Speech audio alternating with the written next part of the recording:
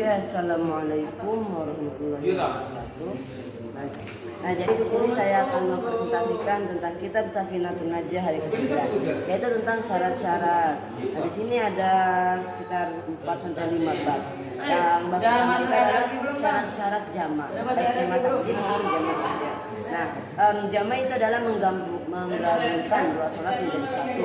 Nah, apabila kita di jama' takdim, maka berarti kita melaksanakan sholat misalnya itu zuhur dan asar. Jama' takdim berarti dilakukan di waktu zuhur. Mengapa? Karena dilakukan di awal awal sholat. Ya.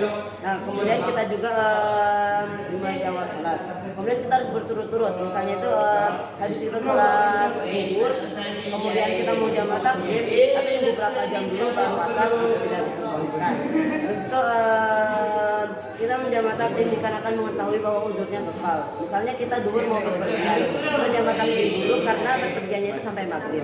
Kemudian apabila jama' takdim kita niat dari misalnya waktu zuhur, kita niat mau sholat di akhir, maka kita niat di jama' takdim. Habis itu mengqashar. Nah, mengqashar ini adalah keringanan yang telah diberikan oleh Allah Subhanahu wa taala kepada kita, yaitu meringkas, melangkung. Nah, ini seperti halnya dengan melangkung.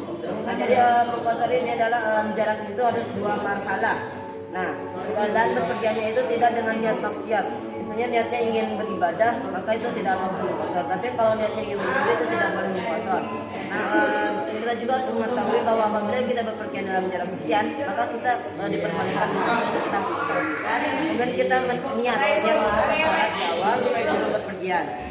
Nah, yang boleh diqashar hanyalah yang 4 rakaat seperti zuhur, asar, dan isya. Maghrib itu tidak bisa diqashar. Kemudian kita mengqashar sholat itu saat masih berpergian di perjalanan. Apabila sampai di rumah kita tidak diperbolehkan mengqashar. Kemudian apabila kita ingin lihat mengqashar, kita tidak boleh menjadi makmum terhadap imam yang melaksanakan sholat sempurna. Oke, lanjut saja tentang Jumat. Nah, jadi syarat-syarat sholat Jumat itu yang pertama dilakukan di waktu zuhur, yang kedua itu berada dalam desa atau kota, kemudian sholatnya itu harus berjamaah sekitar 40 orang dan dilalui oleh 2 khutbah. Kemudian rukun-rukun khutbah. Rukun-rukun khutbah yang pertama itu adalah membaca hamdalah di antara 2 khutbah, membaca shalawat Nabi di antara 2 khutbah. Kemudian harus ada wasiat dan takwa, harus ada potongan ayat-ayat dan doa. Itu para mukmin yang menghadiri sholat. Kemudian dalam syarat-syarat khutbah.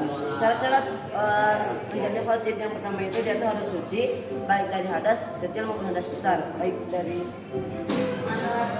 pakaian, tempat ataupun diri. Kemudian menutup aurat, kemudian berdiri bagi yang mampu. Duduk di antara 2 khutbahnya itu lebih lama daripada tumanina. Habis itu antara khutbah yang pertama dan khutbah yang kedua itu berturut-turut. Misalnya khutbah pertama set beres duduk lama, khutbah kedua set. Kemudian antara khutbah kedua sama sholatnya juga langsung. Jangan nunggu berapa jam baru sholat Jumat. Itu khutbahnya itu menggunakan berbahasa Arab. Oke, sekian saja dari saya. Kurang lebihnya mohon maaf. Wabillahi taufiq. Assalamualaikum warahmatullahi wabarakatuh.